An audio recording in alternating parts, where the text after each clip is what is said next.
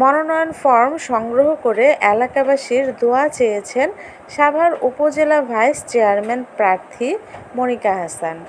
এ সময় আত্মীয়স্বজন ও এলাকায় মুরব্বীদের কাছে দোয়া চাইলেন উপজেলা নির্বাচনে ভাইস চেয়ারম্যান জয়লাভের জন্য। এ সময় মনিকা হাসান বলেন, আসসালামু আলাইকুম।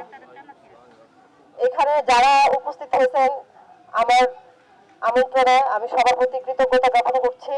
এখানে আমার চাচা, বাবা, আমার ভাই, আমার আত্মীয় স্বজন সবাই এখানে উপস্থিত হয়েছেন।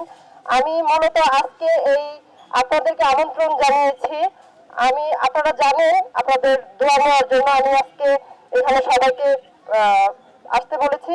আমি সাভার উপজেলা মহিলা ভাইস চেয়ারম্যানের নির্বাচন করতে যাচ্ছি। সাভার উপজেলা এটা মূলত আপনার 12টা ইউনিয়ন নিয়ে। আমাদের এই ইউনিয়নটা হচ্ছে ধামসোনা ইউনিয়ন। এর বাহিরে আমাদের ইউনিয়ন হচ্ছে ইয়ারপুর, পাথালিয়া, শিমুলিয়া, আশুলিয়া, সাভার সদর, বিরুলিয়া, বনগাঁও, আপনার আমিনবাজার, ভাকুরতা, বনগাঁ, তেতুলজোড়া।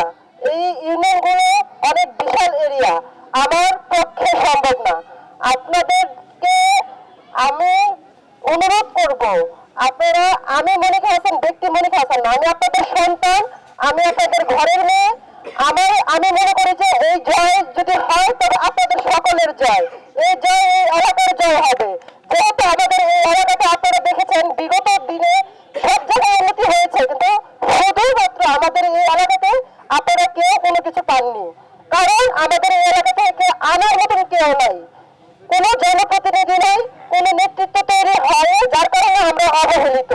তো আমি চাই আপনারা সকলেই যদি এক একজন মনিকা হাসান হয়ে মাঠে থাকেন, আমার মুরব্বীরা, আমার চাচা, আমার বাবা, আমার ভাই, আমার আত্মীয় স্বজন, যদি আপনারা সহযোগিতা করেন, আপনারা যদি এক একজন মনিকা হাসান হন, তাহলে সম্ভব আমাদের এই সাভার উপজেলা মহিলা ভাইস চেয়ারম্যান আপনাদের এলাকায় রাখা, আপনাদের নিয়ন্ত্রণে রাখা, আপনাদের ঘরে রাখা।